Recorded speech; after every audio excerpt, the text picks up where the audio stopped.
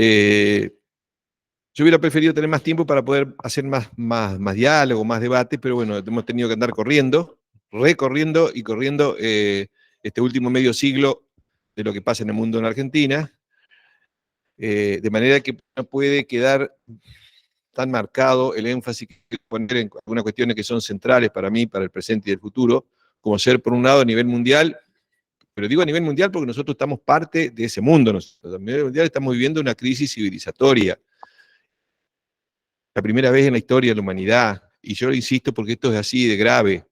¿Cómo decirlo? Porque esto lo venimos trabajando desde hace 15 años, pero en realidad uno no sabe cómo, no encuentra la vuelta para ver cómo poder expresar esto, esta preocupación, para que no sigamos haciendo todo más de lo mismo. Estamos cada vez más cerca del precipicio y seguimos como que estamos en el mejor de los mundos. Cada vez el margen de acción y las posibilidades de revertir este proceso son más difíciles. Yo les he dicho, estamos viviendo, según todos los informes científicos, en lo que algunos denominan la sexta extinción masiva de especies. Y eso significa que ya está en marcha un proceso donde desaparece la mayor cantidad de especies vivas, incluido, por supuesto, nosotros, el centro del universo, que creemos que somos el centro del universo. Entonces, además, extinción masiva de especies que es por primera vez provocada por nosotros mismos. Entonces, el hecho de no entender, no tomar conciencia de eso, nos hace más preocupante la situación porque si no tomamos conciencia, difícilmente podamos aceptar cambiar esa realidad, que significa cambiar lo que estamos haciendo nosotros mismos y tratar de cambiar el lugar que ocupamos, porque esto no alcanza solo con cambios individuales, sino que es necesario cambios a nivel organizacional y a nivel social. Entonces lo que vimos es cómo existe esa situación que llamamos crisis civilizatoria, que a través de distintos indicadores se está demostrando que estamos superando los límites que nos pone el planeta para la vida. Dentro de esos elementos está, por un lado, el calentamiento global, por otro lado, los posibles colapsos energéticos que tengamos ya a partir de esta década y en la siguiente, que nos pondrían en una situación de muy difícil superación para la gran mayoría de la sociedad. Si en caso de colapso energético, si nosotros dependemos de más de un 85% de los combustibles fósiles y vamos hacia un escenario donde cada vez es más escaso, no acceder a los combustibles fósiles va a significar no tener la mayoría de las cosas que tenemos y no poder convivir de forma civilizada porque va a ser un caos si nosotros no nos preparamos para eso. También situaciones que tienen que ver con problemas de la contaminación de agua potable a nivel global. Cada vez tenemos más contaminados los acuíferos y cada vez estamos destruyendo lo que se llama, lo que se considera, ¿no?, como las fábricas artificiales de agua potable, que como pueden ser los glaciares de alta montaña, los humedales, que son los elementos, digamos, de la naturaleza que permite que nosotros vayamos regenerando, recreando el agua que se va contaminando. Entonces estamos hablando de aire, de agua, de tierra para producir alimentos que también estamos degradando, del clima, y sin embargo seguimos haciendo exactamente más de lo mismo, que es lo que nos llevó a esta situación. Yo he querido reflexionar sobre eso en el sentido de que esto tiene que ver con la dinámica de funcionamiento de este orden social, que tiene una base económica, que es la que genera ese comportamiento, que si no tomamos conciencia de eso, difícilmente podamos cambiar el rumbo, ¿no? Entonces es un poco lo que yo quería poner como marco a nivel mundial, porque son elementos que deben tenerse en cuenta cuando pensamos las cuestiones a nivel nacional y a nivel local.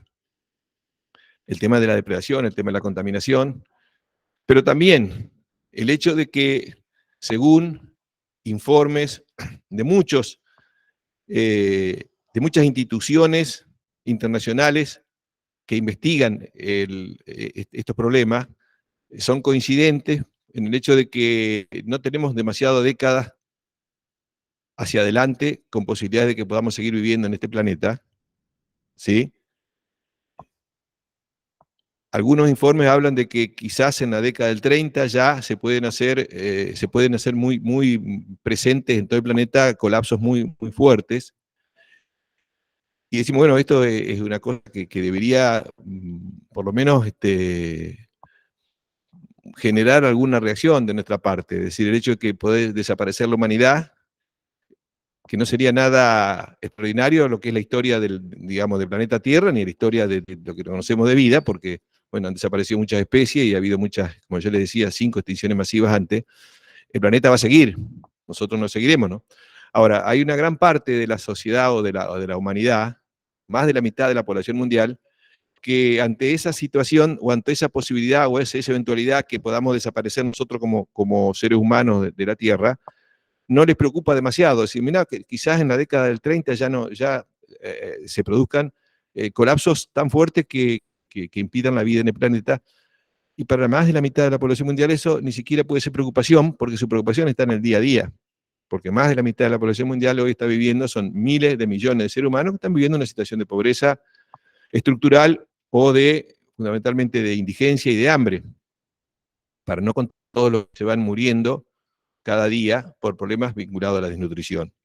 Entonces, esto es algo que debería ponernos a nosotros, por lo menos en un estado de preocupación muy grande, ¿no? Es decir, cualquiera de nosotros, pero más que nada a quienes están conduciendo instituciones o fundamentalmente los que están conduciendo los gobiernos, que tienen mucho más responsabilidad que nosotros. Pero lamentablemente no aparece eso en ningún lado, ni tampoco aparece en los medios de incomunicación y desinformación, que son los que nosotros tomamos como para querer saber qué es lo que está pasando en otro lado, ¿no es cierto? Entonces, es un poco el contexto global. En el marco de un sistema, como yo les decía, que tiene sus lógicas que derivan de una forma de comportamiento de la economía, que es esa competencia que obliga a ser individualista, que obliga a ser egoísta y que obliga a buscar la máxima ganancia para sobrevivir, máxima ganancia que va por encima de cualquier otra consideración. Entonces, eso es lo que genera procesos y que puede explicar por qué nosotros, a pesar de que en el caso de la Argentina hemos hablado, ¿no?, que somos tal vez muy pocos si comparamos con la población mundial, no tengamos posibilidades de garantizar a la mayoría o a toda la población condiciones de vida dignas, ¿no? Eso debería ser la preocupación. No es la preocupación, pero lo que nosotros señalamos cuando analizamos la economía, no miramos los indicadores de la macroeconomía convencional, el Producto Bruto Interno, el balance de pago, el equilibrio presupuestario, sino que cuando nomás la economía, lo que miramos es cómo vive la gente. Porque en nuestra concepción de la economía, la actividad económica tiene que garantizar, producir y distribuir los bienes que necesitamos para la vida. De manera que si estamos viviendo mal, si la gran mayoría vive mal, que sí que la economía anda mal. Por más que me digan que el Producto Bruto Interno, que el desarrollo industrial, que la producción puede aumentar. Pero ¿cuál es el sentido que tiene si eso no sirve para mejorar las condiciones de vida? Entonces, hoy estamos viviendo en Argentina una situación pésima desde el punto de vista de nuestra mirada a la economía. ¿Por qué llegamos a esa situación? Bueno, nosotros hemos hablado de que no siempre vivimos tan mal. Todo lo contrario, nosotros pudimos vivir casi medio siglo en la Argentina, en el siglo XX, en lo que se llamó el modelo de la industrialización por sustitución de importación, el modelo ISI, donde al menos una gran mayoría, más de un 95-96% de la población, alcanzaba niveles de vida digna. Había situaciones de pobreza que afectaban a una porción reducida, que está mal, que no tendría que haber existido ni siquiera eso, ni siquiera un pobre, porque eso ya debería lastimarnos a nosotros, decir que alguien no pueda cumplir, mantener a su familia y satisfacer las necesidades elementales. ¿Sí? Pero bueno, había alrededor de un 3,5% de pobreza en Argentina. Y fue posible poder vivir y garantizar eso. Entonces, ¿por qué, a pesar de que ha habido avances, supuestamente avances enormes, en los, digamos, adelantos científicos y tecnológicos, desde hace 50 años, estamos hablando de principios de los 70 ahora, ¿por qué eso no se refleja en que al menos se haya mantenido esa relación que estamos hablando, ¿no? Adelante. Entonces digo, ¿qué pasó? ¿Qué pasó para que nosotros, comparando los principios de los años 70, como vivíamos en los 60, 70 ahora, hayamos retrocedido tanto? ¿Qué sucedió? Bueno, no estamos en una situación de guerra permanente como puede ser el Medio Oriente, no estamos en una situación de otros países que han sufrido, bueno, terremotos o catástrofes gigantescas, sino que no hemos tenido nada de eso. ¿Qué es lo que explica eso? Entonces decimos, pasamos por un proceso de destrucción que tuvo que ver con un plan de grado que buscó modificar las bases estructurales de esa sociedad que nosotros habíamos logrado hasta mediados de los años 70, y eso fue lo que vimos en el encuentro anterior. Cómo ese modelo ISI fue agredido y pasó por una larga crisis hasta que finalmente recibió el golpe demoledor de la década del 90, que terminó con la esencia de ese modelo, que fue herido de muerte ya durante esa primera etapa que nosotros decíamos de crisis de larga duración. Le voy a ubicar un poco en el tema para entrar en lo que ha sido la Argentina y la economía en este siglo XXI.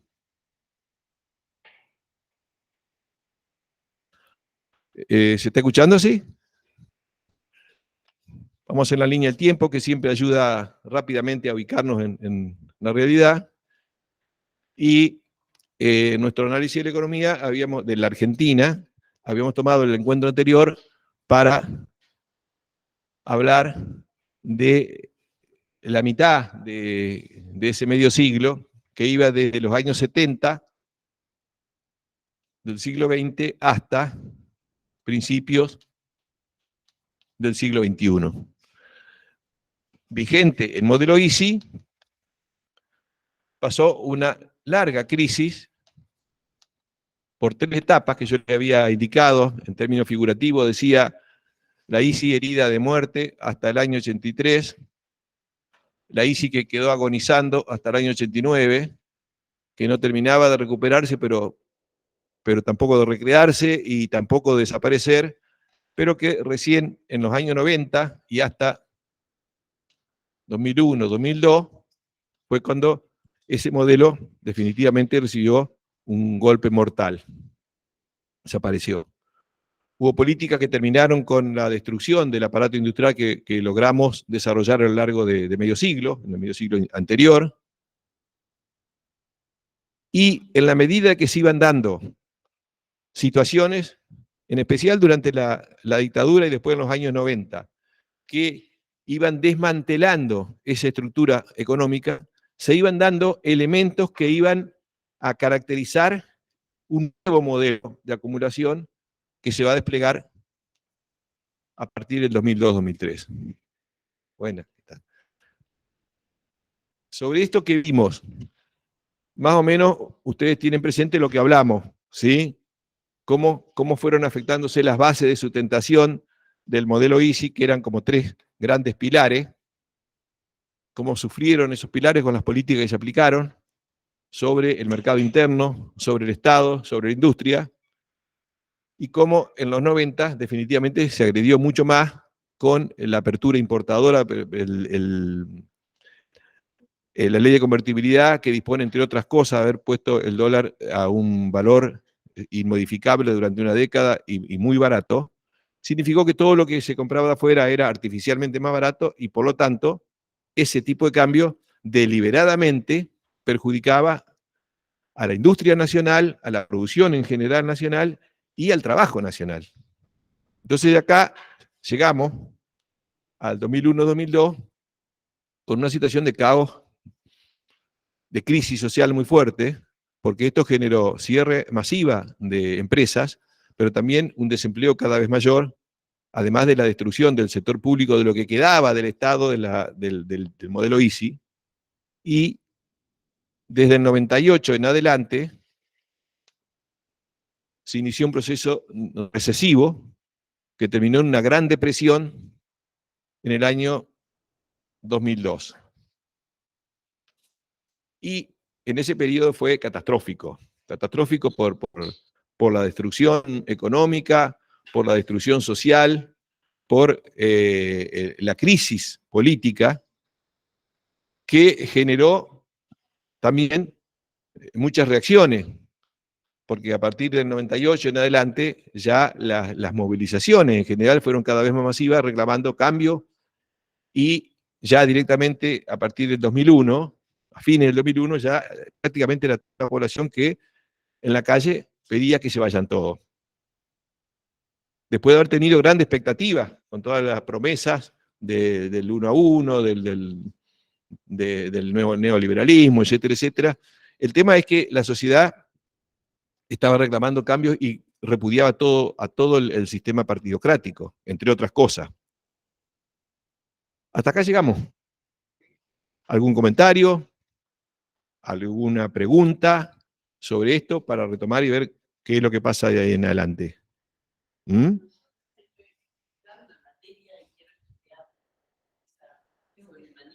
Uh-huh. Uh-huh.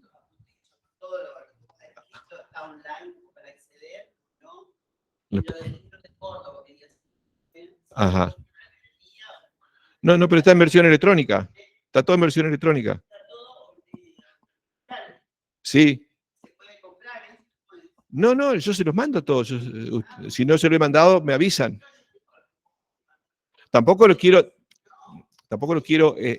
por ahí.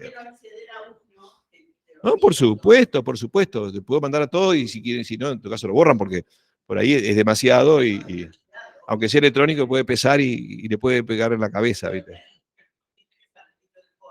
Sí. Avísame, recordame, no lo mandé porque una versión electrónica, pero es muy pesada por eso. Pero no importa, yo les mando el link donde acceder. No, pero es que está todo en versión electrónica, así que no vale la pena. Bueno, decía, del 98, ¿qué pasa? Empezó a verse las limitaciones de lo que fue lo que se llamó el modelo de convertibilidad. ¿Por qué? Porque poner el valor del dólar fijo, por ley, y muy barato, generaba dos cosas.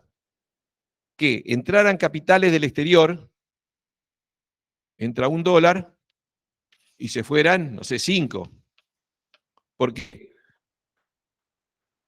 se ingresan acá, van al sistema financiero y obtienen, supongamos, una tasa de interés anual.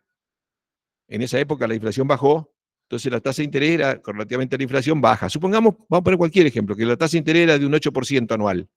Se traía dólares, al cabo de un año depositado, se ganaba un 8%, pero después se podía comprar el mismo dólar sin variación, porque estaba todo fijo. Y así año a año. Entonces se podía multiplicar la ganancia en dólares sin hacer ningún esfuerzo. Entonces, acá, ¿qué se estaba promoviendo? Que entrar pocos dólares iban mucho.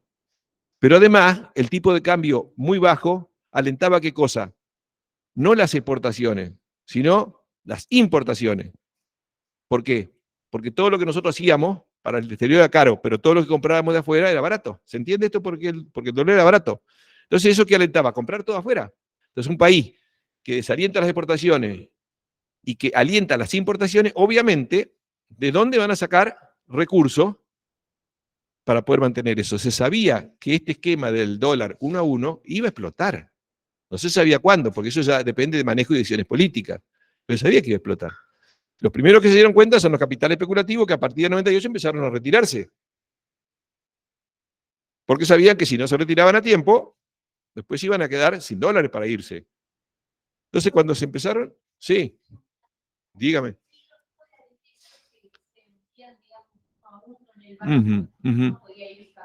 Obvio.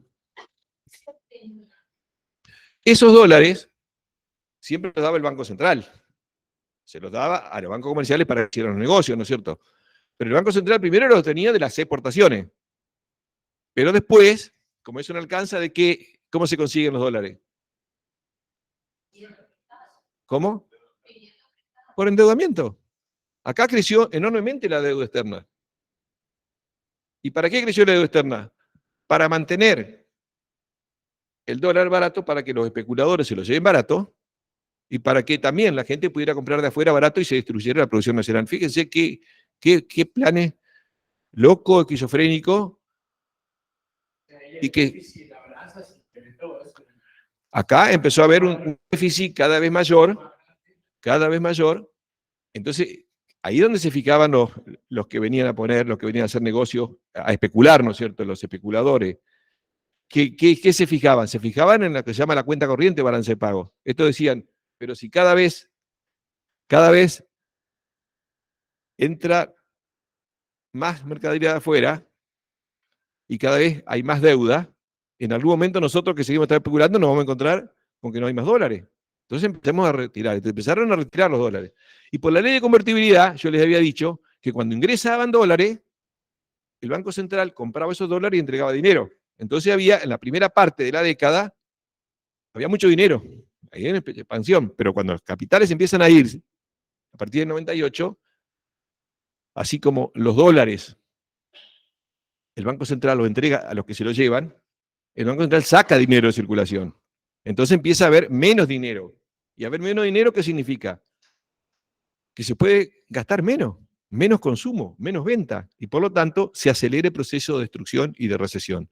Acá empieza una fuerte recesión que sigue en el 98, 99, que terminó con los planes de reelección del Charlie Saúl, y que tomó al nuevo gobierno de la Alianza también en medio de una crisis espectacular. No había más dólares. No había más dólares y tampoco había plata. Bueno, acá sí, acá se liquidó todo, como yo les decía. No solamente se destruyó la industria, sino que se entregaron los bienes de las grandes empresas públicas que ni siquiera se vendieron como empresa. Porque cuando uno vende una empresa, vende un patrimonio activo y pasivo. Lo que se hizo acá es que se entregaron los activos de las empresas públicas a precios irrisorios. ¿Y el pasivo? Buena. ¿Y el pasivo? Lo tomó el Estado como corresponde. Como corresponde. Las ganancias se privatizan, las pérdidas se socializan. ¿Sí?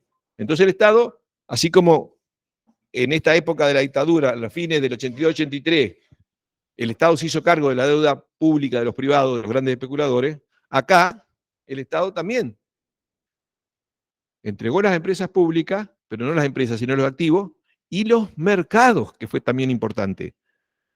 ¿Qué significa? Que yo le entrego una empresa, le digo, tomá los activos que a precio vil, dejame el pasivo, yo me cargo, y los clientes son tuyos.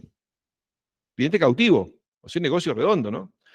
Toda esa destrucción se hace, pero en 98 empiezan a irse y al irse los capitales hay cada vez menos dinero. Al haber menos dinero, menos actividad económica, menos venta, y se profundiza la recesión. Cada vez hay más desempleo, y ahí es donde se amplía la escala de resistencia y de movilizaciones. ¿Por qué? Y bueno, porque la gente se tiene que morir de hambre. Y de morirse de hambre y salir a protestar, no quedaba otra. Cada vez hay más protestas, y no solamente de lo que puede decir lo que llamaban los grupos piqueteros, que son desocupados, que han haber sido trabajadores, sino clase media, que ha sido estafada. ¿Por qué? ¿Qué pasó en el 2001? Viendo de que ya no había más plata, los capitales empezaron a huir, ¿sí? Y vaciaron los bancos. Y los bancos, en lugar de mantener las reservas que tenían que mantener en dinero y en dólares, entregaron todos esos dólares, por supuesto que en acuerdo con el gobierno, que autorizó a que se llevaran los dólares afuera.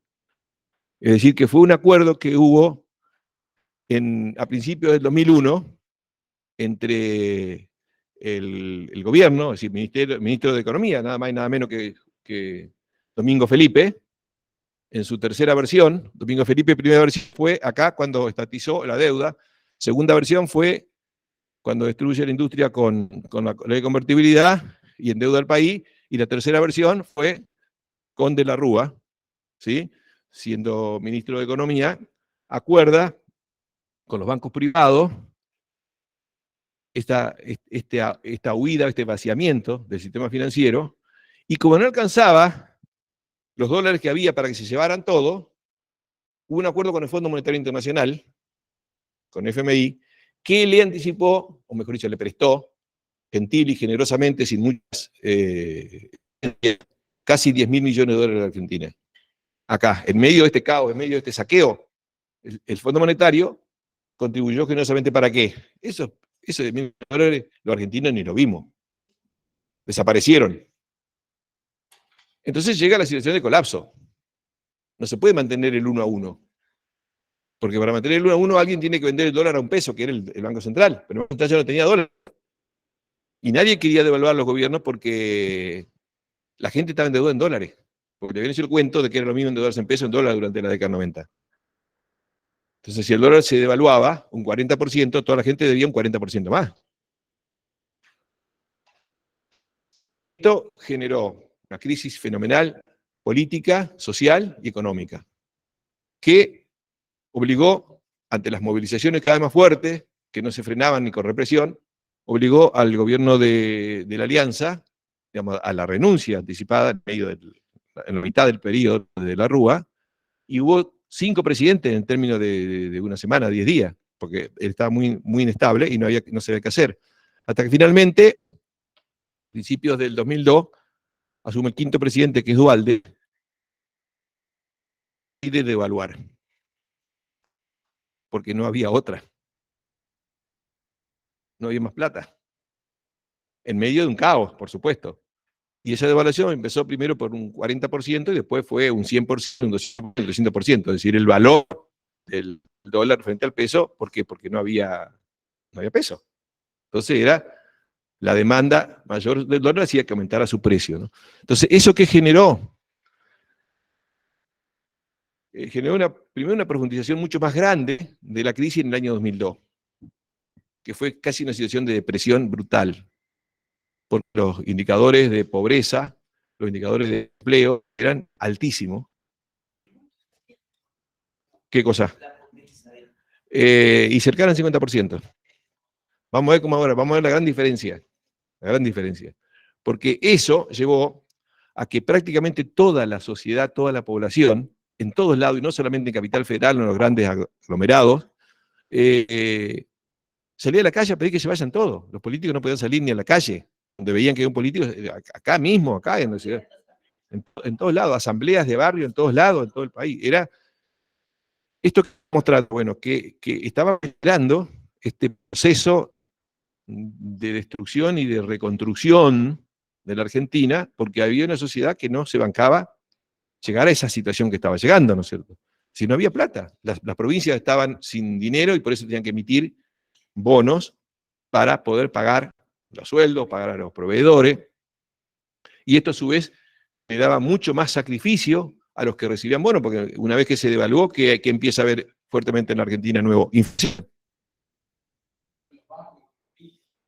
Claro, los bancos lo que hicieron cuando sacan toda esta plata es que desde el gobierno se dispone el corralito, que en realidad los bancos se quedaron sin plata y sin dólares.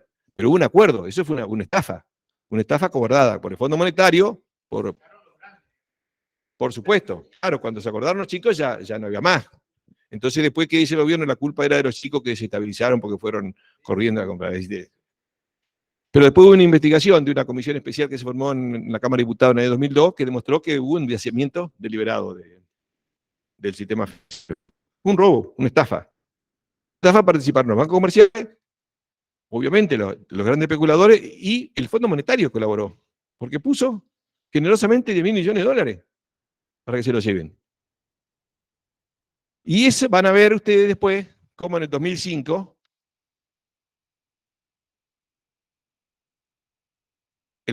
ese momento, le devuelve anticipadamente al Fondo Monetario sin hacer el mínimo reclamo por esos fondos que no correspondían ni siquiera devolverle un centavo.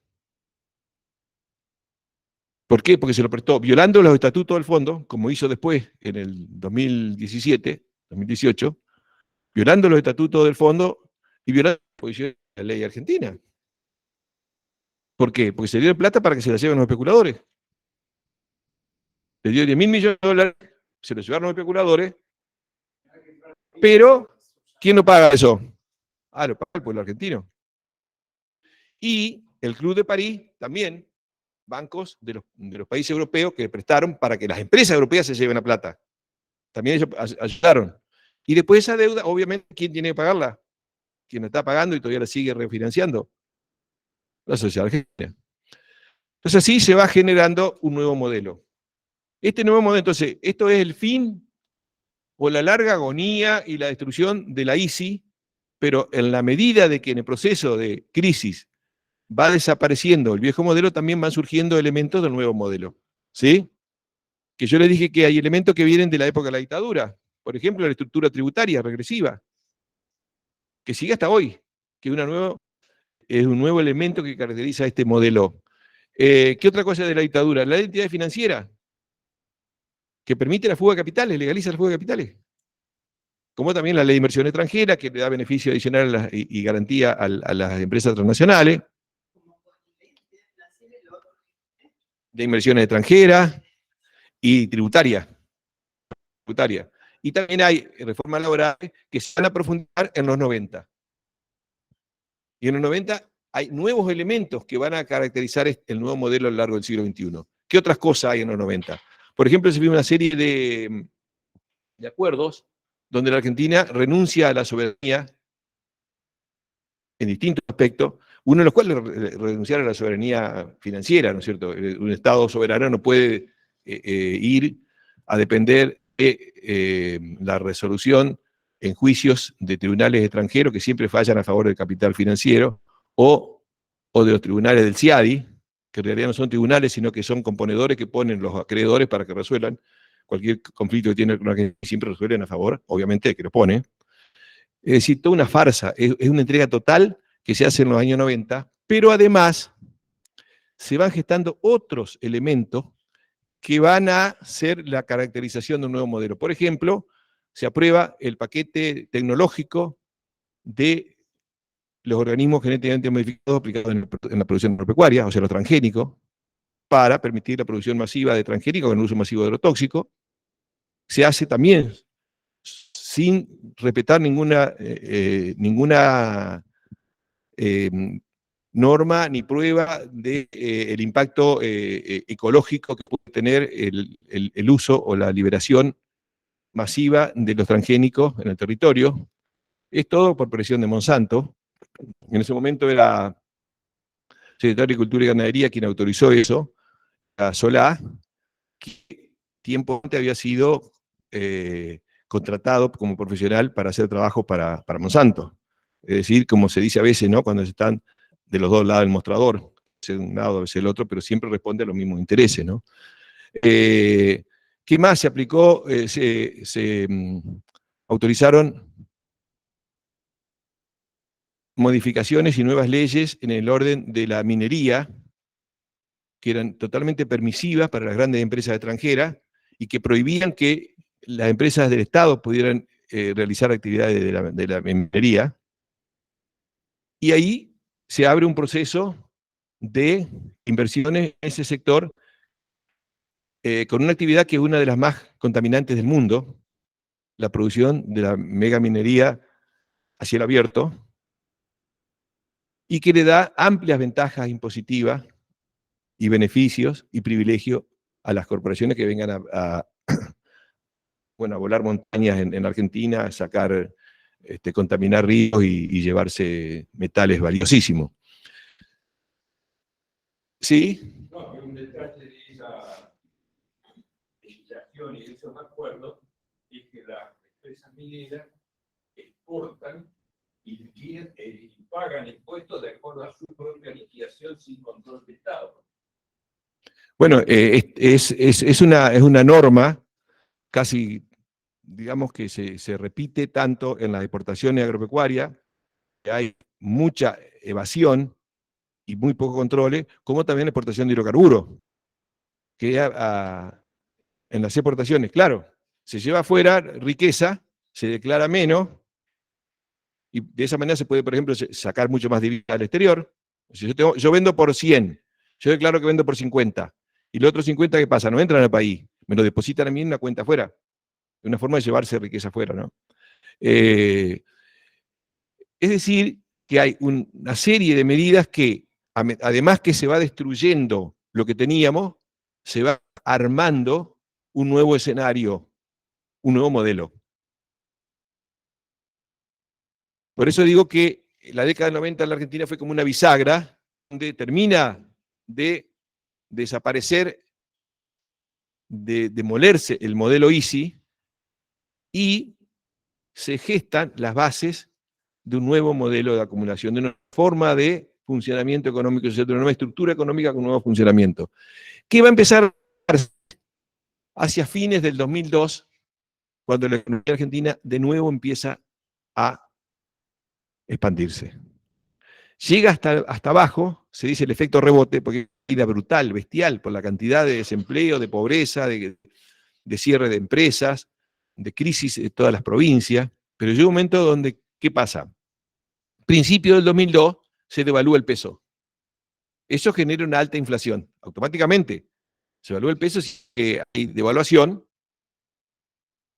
cuesta más caro el dólar, cuesta más caro todo lo que viene, se logran mejores precios para lo que se exporta, pero todo eso se trae los precios acá. Entonces, si hay devaluación, se genera inflación. Se genera inflación en la Argentina en un momento donde había una gran recesión y un enorme desempleo. Entonces, esos elementos van a configurar un escenario que va a empezar a ser favorable para la mayor producción local. ¿Por qué? Porque el tipo de cambio, o sea, el dólar más caro, hacía de que empiece a ser más caro comprar afuera. ¿Sí? Entonces ahora ya hay una cierta protección de la producción nacional. Porque ahora las cosas no entran a 1 a 1. No. Ahora era 1,40 o 2, 3. O sea, era mucho más caro empezar a comprar afuera. Entonces empieza a haber, primero, condiciones de mayor protección por el tipo de cambio más alto. ¿Eso se entiende más o menos o no? Porque el dólar es más caro, hay una barrera mucho más alta. Pero además, ¿qué hay? Al haber un mercado que está protegido, ¿y qué otra cosa? Hay una desocupación fenomenal y hay inflación. ¿Eso cómo afecta? Afecta fundamentalmente ¿qué cosa? Sí, el consumo cayó mucho, pero además, desde el punto de vista, digamos, de los costos laborales, de los costos empresarios, los empresarios se encuentran con que tienen disponible mano de obra muy barata, abundante y muy barata. Los salarios caen abruptamente por la inflación en medio de un empleo muy grande. Entonces, en ese momento, con un desempleo de un 50%, un 30, 40%, los que tienen empleo ni van a preocuparse por pelear para mayores salarios, porque dicen, te cambio porque tengo 500 que vienen a trabajar por la mitad. Es decir, cuando hay más desempleo, no hay posibilidades, o por lo menos disminuyen mucho las posibilidades de defensa de los derechos de los trabajadores. El salario cae, es decir, hay trabajadores abundantes y baratos. Y las empresas tenían una gran capacidad ociosa. ¿Saben lo que quiere decir? Que tienen capacidad productiva, pero está parada porque venía con un mercado en recesión desde el año 98 en adelante. O sea que el empresario no tenía que, si quería iniciar la actividad productiva o ampliar la actividad productiva, no tenía que comprar maquinaria, hacer grandes inversiones, pues ya la tenía. Pero estaban paradas porque no tenía mercado. Entonces, el hecho de que ahora el mercado empieza a mirar el mercado interno porque no se pueden comprar las cosas afuera. Los empresarios tenían su capacidad productiva lista, ¿sí? Pero ociosa, y tenían trabajadores para contratar barato. Es decir, que se inicia nuevamente la rueda de la reactivación de la economía. Ahora empieza a haber el proceso inverso a lo que es la recesión, porque si hay más demanda, porque ya no se compra afuera, sino se compra adentro, si hay más trabajadores que se contratan, si hay más empleo, si hay más venta, empieza el proceso de reactivación. Con otro elemento que ayudó en esta coyuntura a partir del 2002 en adelante, que fueron los precios de los productos de exportación, que a partir de principios de este siglo, sobre la base de una gran demanda importante de la República Popular China, entre otras cosas, productos que eran de exportación argentina, como la soja, alcanzan un precio elevadísimo. Pasa de $100 y pico la tonelada a 200, 300, 500, llegó casi hasta $600 la tonelada. O sea, aumentó el precio de la soja y por lo tanto esto generó un margen muy grande para la economía, para una entrada de dólares. ¿Vamos más o menos hasta acá o no?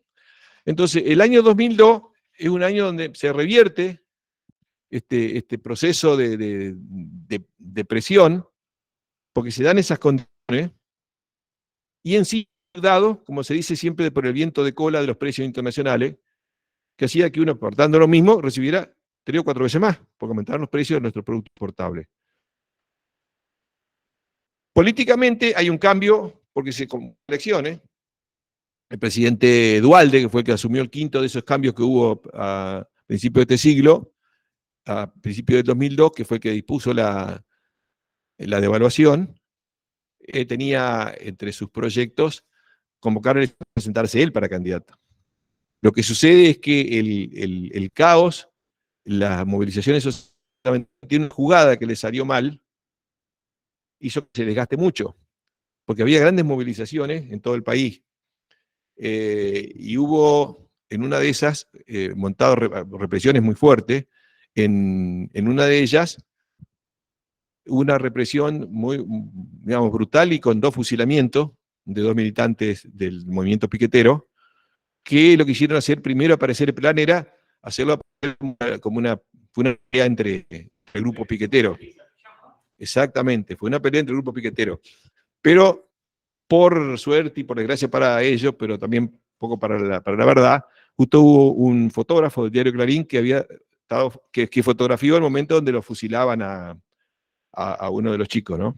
Entonces ahí quedó que no era, que era todo montado para hacer aparecer un enfrentamiento entre ellos y ahí con la represión. Y ahí fue un desgaste. Sí. Declarar que el diario Clarín, en la primera edición, puso la crisis de cobró 2 muertos.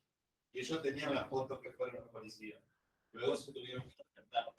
Claro, muy bien eso, porque eso demostraba un poco cómo se maneja la noticia, ¿no es cierto? La crisis generó 2 muertos, es decir, como que algo fue impersonal y muy, muy oportuno, Peter, fue claro eso. Por suerte, pues digo yo que estuvo esa foto porque a partir de ahí fue un desgaste muy rápido de ese gobierno. Entonces tuvo que llamar a elecciones, pero ya no pudo venir él como candidato. Pero el proyecto inicial era candidato a Duhalde. Así que tuvo que buscar su candidato, y dijo, bueno, vamos a buscar alguno que esté medio lejos allá, que está en Santa Cruz y que es chiquitito, que no tiene problema, va a seguir las órdenes que yo le dé. Entonces lo convocó al que luego fue presidente, ¿no? En ese momento, fíjense ustedes que se llama presidencia y va como candidato Menem. El desastre que de hecho va de nuevo como candidato. Y era tal el desgaste que tenía lo que fue el discurso neoliberal en la Argentina, que ya para el 2002 nadie quería hablar de neoliberalismo. Todos habían apoyado la política neoliberal. Todo. No solamente Menem, porque después todos dijeron, la culpa la tuvo Menem. ¿Y quién era candidato? Menem. ¿Quién más fue como candidato? Kirchner, que fue, por supuesto, un soldado del neoliberalismo y del menemismo en la década 90, pero iba con la consigna en contra del neoliberalismo. Y hasta un candidato ultraliberal como López Murphy también no hablaba estaba tan quemado el neoliberalismo, por después del desastre que sucedió en Argentina, que nadie quería hacerse cargo, todos eran antineoliberales, hasta López Murphy, ¿no? Bueno, en esas elecciones fueron bastante parejas entre 4 candidatos, pero la ganó Menem. Pero lo que pasa es que necesitaba el 50%. Entonces tenía que ir al balotaje y en el balotaje no iba a llegar nunca, porque tenía un buen peso, pero muy, muy, muy bajo. Entonces no se presentó y quedó consagrado entonces presidente de Kirchner, ¿no? A partir de acá es como, digamos, a veces se cuenta la historia. Le tocó justo en ese momento, el momento donde una serie de elementos del contexto nacional y mundial favorecieron la expansión. Entonces, obviamente, se asoció esa figura y esa presidencia a la, no sé, sí, al manejo político del nuevo presidente que lo sacó, pero en realidad fue así, ¿no? Ya estaba, ya la estabilidad se había empezado a lograr con Duhalde siendo presidente, porque tomó una decisión muy simple, y es que, como yo no sé si le he comentado, o tal vez en algún otro curso, que la cantidad de dólares en Argentina en parte tiene que ver con la balanza comercial. Para tener muchos dólares, primero tengo que tener una balanza comercial favorable, o sea, tengo que importar mucho más de lo que importamos. Porque si no, no. ¿Y cómo se hace para tener mucho más exportaciones que importaciones? En Argentina normalmente eso sucede cuando hay recesión. Cuando hay recesión, quedan más saldos exportables. La gente consume menos. Y lo que queda, se trata de vender afuera. Y cuando hay recesión, como la gente consume menos, como las empresas compran menos insumos importados, se importan menos cosas. Entonces, cuando hay recesión, normalmente hay más saldo favorable y más dólares. Resulta que en el año 2000, 2001 y 2002 había una balanza comercial altamente favorable. Es decir, que tenía que haber dólares. Pero lo que pasa es que los dólares se iban en lugar de entrar. Entonces, lo que hace el segundo ministro de Economía de Duhalde, que fue Labaña, fue poner en ese momento la obligatoriedad de los que exportaban de tener que vender los dólares dentro del país. Y como nosotros tenemos una balanza comercial tan favorable, al venderse dólares en el país, a oferta de dólares, los dólares se estabilizaron. El valor de los dólares se estabilizaron.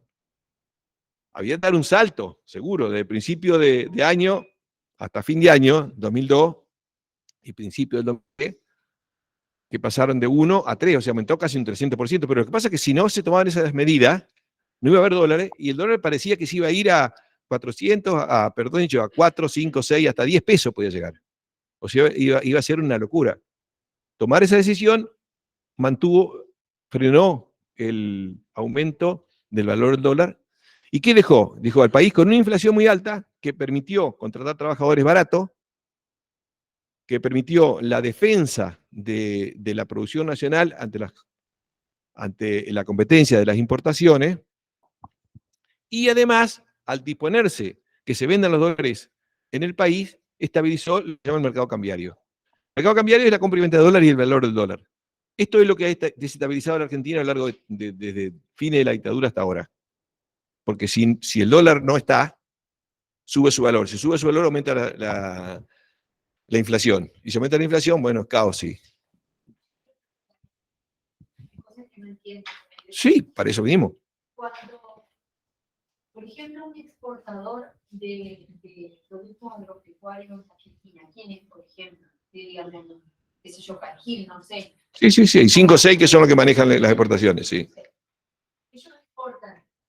¿Esos dólares ingresan al Banco Central? Sí. ¿Ingresan a ellos? No, él tiene que depositar en el Banco Central. Tiene que depositar en el Banco Central y el Banco Central le da el equivalente en peso. Y después ellos lo pueden volver a comprar. Por supuesto. Ahora, si ellos no quieren ni siquiera eso, declaran, de lo que venden, declaran la mitad que vendieron, por la mitad de precio. Y por lo otro, decir, depositámelo en un banco del exterior, en un paraíso fiscal, que es la forma que tienen de evadir. Hay muchas formas de evadir, pero esa es una, ¿no es cierto? Pero de todas maneras, algo tiene que declarar, porque si están autorizados para vender tanta cantidad digamos, de soja, de tonelada de trigo, lo que sea, tiene que depositar la venta. Lo que pasa es que el Banco Central siempre es muy permisivo con esa empresa. Según el gobierno que sea, es más o menos permisivo, ¿no? Pero en ese momento, ¿qué significó? La posibilidad de frenar un proceso que ya se iba de las manos. Se le iba también de las manos a Duhalde. Y entonces, ¿qué pasa? El país estabilizado y listo para empezar a recorrer la trayectoria de reactivación, ahí justo llega políticamente el nuevo presidente. Entonces, bueno, todo obviamente se asignaba como éxito o victoria de los manejos de la política del presidente. Entonces ahí empieza a desplegarse un nuevo modelo económico que se estuvo gestando en los años de la crisis. Un nuevo modelo económico significa que no son las mismas actividades económicas, las mismas ramas económicas que había en el viejo modelo. No es la misma forma de intervención del Estado que existía en ese otro momento. No es la misma forma de distribución del ingreso que había. Son distintos los actores. Es decir, es otra estructura. Dentro de lo que es el capitalismo dependiente en la Argentina, cambia la estructura económica y social. A pesar de que hay una reactivación muy importante, desde los años 2003 hasta el 2007, hay un crecimiento del Producto Bruto que es altísimo, que pocos países mostraron durante 4 o 5 años, en ese momento, salvo China. Por eso se decían que nosotros estamos creciendo a tasas chinas, porque el aumento del PBI en la Argentina tenía altísimas tasas. Esa expansión o reactivación de la economía se hace sobre la base de una economía que estaba destruida, de un país que estaba paralizado, una economía que estaba destruida. Por lo tanto, es a partir, en principio, de ocupar lo que ya estaba parado, que existía. O sea, por eso algunos dicen más reactivación. Recién a partir del 2006, 2007 empezó a requerirse inversiones nuevas. Y a partir del 2005, 2006, si uno toma el PBI per cápita en Argentina, recién ahí se toma el mismo nivel del año 98. ¿Se entiende eso o no? A partir del 98 empezó a caer. Medida la producción por el PBI o PBI per cápita, a partir del 98 empieza a caer, a caer, a caer. Después empieza a subir. Y recién en 2005, 2006 alcanza los niveles del año 98. Por eso se dice que no, en realidad no fue crecimiento, o sea, con expansión de la capacidad productiva, sino que fue reactivación. ¿Se entiende más o menos? Pero párenme, pregúntame todo lo que quieran ustedes, si estamos... Porque, no, pero yo digo, sí, por vos, por todo. Porque uno ve cara así que dice, esta me está entendiendo, dice, yo no sé, pero no sé, ¿sí?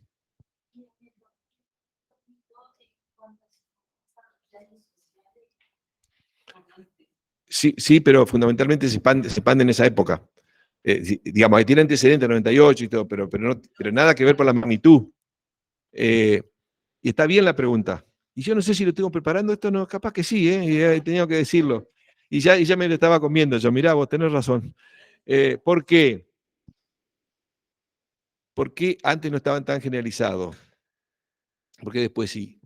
Porque justamente el problema que muestra la Argentina en el 2001-2002 es uno de los primeros crisis muy profundas en las políticas neoliberales.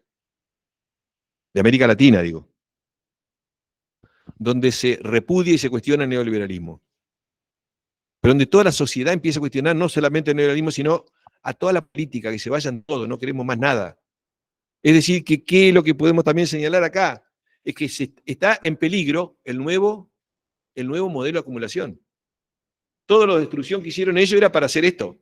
Pero resulta que ahora que tenía que hacer esto, la sociedad se les pone todo en contra. Y ahí empieza el tema de cómo podemos contener, porque si dejamos la mitad de la sociedad afuera, ¿sí? En el capitalismo, ¿cómo se consigue satisfacer las necesidades? Pero cada uno, ¿cómo satisface su necesidad, de lo que sea? Si vos querés vestirte o querés comer, ¿eh? Con dinero, porque nadie te va a... No, pero digamos, en el capitalismo, ¿cómo conseguir las cosas? Con dinero. Vos vas al mercado y no te regalan nada. Vos podés decir, yo tengo hambre, vas a un comedor. Tenés hambre, pero si tenés plata. Si no tenés plata, no existís. Entonces, con dinero. Entonces, si hay desempleo masivo y no hay ingreso, si hay un sector muy importante de la población que está condenado a desaparecer, a morir. Si vos no generás alguna forma de contención, porque ¿qué pasa si vos tenés 20 millones de personas que dicen, bueno, no tienen ingreso, no tienen nada? Y va a pasar lo que va a pasar en una época de hiperinflación. Y vamos a lo que sea. Vamos a hacer lo que sea. Entonces, eso genera movilizaciones que ponen en cuestionamiento todo el sistema. Entonces, había que volver a el redil a todo lo que estaban cuestionando este sistema. Entonces, una de las maneras fue, primero, desde el punto de vista político, la esperanza de un nuevo proceso político. Como todo era culpa del neoliberalismo, a partir de ahí, el nuevo gobierno que dice, soy antineoliberal, antibenemista. Y los mismos que empezaron a gobernar de ahí hasta hoy, fueron todos partícipes del gobierno, ya sea en el Ejecutivo, el Legislativo o las gobernaciones. Por supuesto, bien a favor de las políticas neoliberales del menemismo. Pero a partir de acá, son los mismos, pero con otro discurso. Ahora somos todos antineoliberales. Por un lado, había que mostrar a la sociedad que también estamos con ellos, estamos en contra del neoliberalismo. Pero además, una cuestión de supervivencia. ¿Cómo hacemos para contener a esos millones que están afuera? Empezamos a hacer cada vez más masivos los planes sociales. De manera de que el proceso de aumento de planes sociales en Argentina es una de las particularidades esenciales de este nuevo modelo, que llega hasta hoy. Entonces hoy podemos tener 50% de pobreza como teníamos antes. Hoy podemos tener algunos desempleo, empleo precario, pero ¿qué tenemos como red de contención? Tenemos los millones y millones y millones y millones de planes sociales que sirven para contener a través de los movimientos que manejan esos planes sociales de contener a la gran masa de la población que queda afuera. Estamos hasta acá. O sea, este nuevo modelo va a tener otras características. Acá en la Argentina, el grueso de la población en modelo ICI estaba con empleo.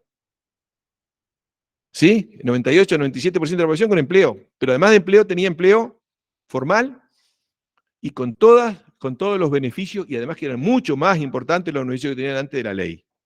En este nuevo modelo, vamos a partir con una base muy alta de desempleo, que va a estar oculto, en parte, en cada vez más masivos planes sociales, que juegan un rol múltiple. Por un lado, logran contener a una parte de la sociedad que sería inmanejable, pero por otro lado, empieza a ser manejado clientelarmente, porque va a servir para los planes electorales. Entonces, a partir de acá, ¿qué es lo que se despliega? Un nuevo modelo que va a tener otros sectores u otras ramas económicas que van a ser un poco las estrellas, las competitivas a nivel internacional, como ser, por ejemplo, lo que llaman los agronegocios, que es la producción masiva de transgénicos, la expansión de los transgénicos, que abarca tal vez más del 2/3 de la superficie cultivable en Argentina, en soja y algún otro, es decir, el cultivo transgénico, después viene el maíz y ahora empieza con el trigo. Es una de las particularidades. Lo otro es la extracción de hidrocarburos, gas y petróleo, en un país que no es gran poseedor de reservas petroleras, pero sí se empezaron a liquidarlas. ¿Por qué? Porque es otra cosa que se hizo en la década 90, que fue la entrega de la riqueza del subsuelo a las corporaciones petroleras privadas. Y el moñito que sobre eso fue la privatización de YPF, la entrega de YPF a empresas extranjeras privadas. Donde, no sé si ustedes conocen toda la historia, pero uno de los artífices que posibilitó la entrega de YPF de una manera vil a una empresa privada fue quien era gobernador en ese momento de una provincia del sur, que agrupó a todos los legisladores de la Patagonia para garantizar el quórum que permitió que pudiera entregarse YPF privatizada y en valor vil. Que después fue presidente de la Nación. Claro. Fue, digamos, los procesos que se dieron, da para mucho en la década 90, porque fue cada hecho nos podía llevar todo.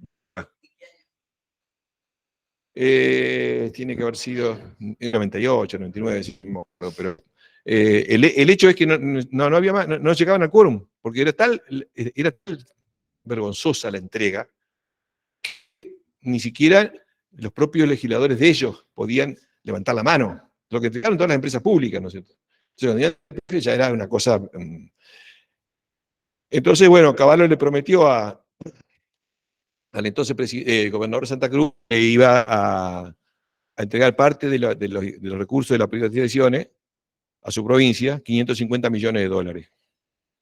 Eso es el origen de esos famosos 550 millones de dólares que nunca aparecieron. No son 5 millones, que ya sería mucho, 5 millones de dólares, capaz que podemos pasar un año o dos a lo mejor nosotros, o más. Pero estamos hablando de 550 millones de dólares. Entonces, que él llevó a todo, no solo eso, sino que además hay una, no es una anécdota, sino que pasó directamente que posibilitó con de su provincia, llevó a un legislador que estaba enyesado a votar a la legislatura. Y no solamente eso, si como estaba enyesado, tenía el pie, y eso pesaba mucho, y en ese momento el quórum en la asistencia se ponía por estar sentado en la silla. Entonces el legislador apoyó el pie en el otro, que estaba vacío, y lograron el quórum así.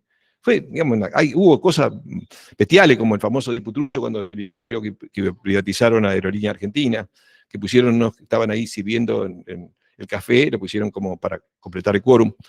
Pero en este caso fue él el que garantizó que YPF, y yo vi el video donde él, después de la votación, se abrazaba con otros legisladores porque lograron esa entrega, ¿no es cierto? Bueno, pero después se hicieron todos anti antimenemista, ¿no es cierto? Porque Menem había generado el desastre.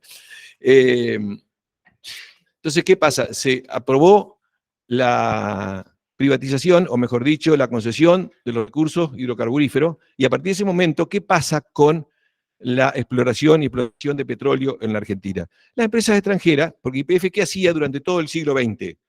Cada barril que sacaba, su política era descubrir por lo menos 4, para mantener un equilibrio en cuanto al uso de la energía, ¿no? Bueno, cuando se hicieron cargo a empresas privadas petroleras, era sacar de manera desmedida gas y petróleo para llevárselo. Es decir, no tenía ningún... Y dejaron de hacer exploración, porque la exploración es la parte más costosa, que no te da rédito. Es decir, que sacaron todo sobre la base de la reserva que ya había detectado YPF, siendo estatal. ¿Sí? Entonces, ¿qué pasa con ese proceso? Fíjense bien, que cuando estas empresas empiezan a sacar furiosamente, si uno lee con los anteojos de la economía convencional, eso hacía aumentar el Producto Bruto, el PBI famoso. ¿Por qué? Porque aumentaba la cantidad de bienes que se generaban. Porque en el producto no se pone todo lo que se pierde cuando se destruye. Entonces, todo contento. Aumentaba la producción, aumentaban las exportaciones de gas y petróleo. Cuanto más aumentaba la extracción de gas y petróleo, fíjense una cosa, ¿no? Aumentaba el PBI. ¿Sí? Nos ponemos los anteojos y decimos, pero mirá, aumenta el PBI. Pero ¿qué más? ¿Qué es lo que aumentaba realmente? Aumentaban la ganancia de las empresas extranjeras, que encima se las llevaban afuera, y disminuían peligrosamente las reservas de petróleo y gas en la Argentina. Al punto tal que más o menos por ahí, por el 2007, empieza un problema grave en la Argentina, que es el abastecimiento de energía por la disminución de las reservas que nosotros teníamos. O sea, ese fue el resultado. O sea, nosotros por los anteojos de la economía convencional, todo lindo. Pero si nosotros empezábamos a ver realmente quién se beneficiaba y cómo destruía el ambiente, esos recursos, ¿saben cuánto pueden llevar para recuperarse? ¿Cuánto puede llevar? Decenas de millones de años. O sea que nosotros seguramente no vamos a estar. O sí, no sé. Claro, pero vamos a ver cómo fue ese cuento. Sí, fue otro cuento. Fue otro cuento. Lamentablemente, si tenemos que tirar la piola, nos quedaríamos todo el tiempo acá, no vamos a llegar, vamos a ver lo esencial, porque también nos vamos a amargar y vamos a tirarnos por la ventana. Se hice poner la red para que no se puedan tirar, así que no hay problema, por el balcón.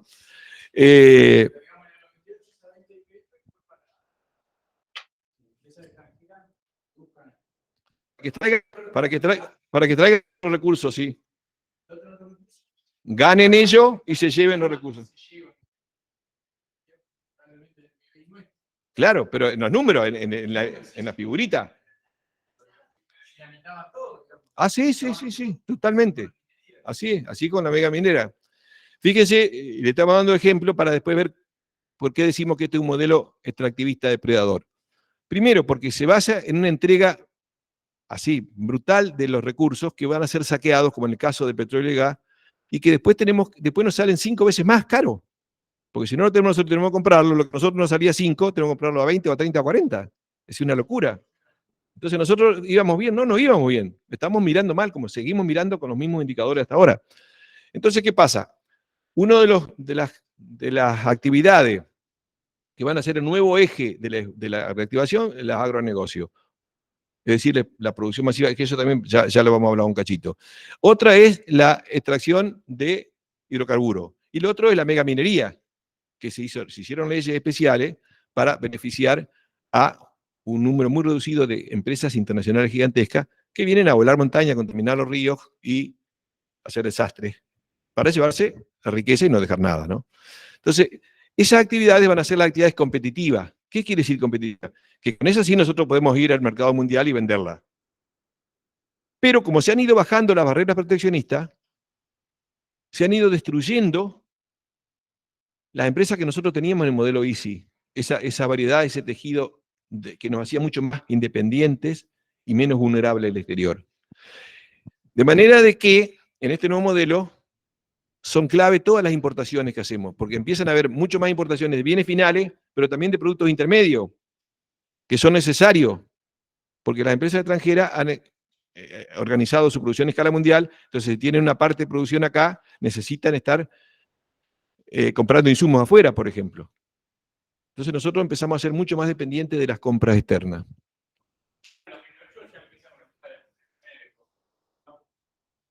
Claro. ¿Qué pasa? Sube el precio internacional de los bienes que nosotros exportamos. Eso hace de que genere un problema el tema del aumento de los precios. Que ¿quién se queda con el aumento de esos precios?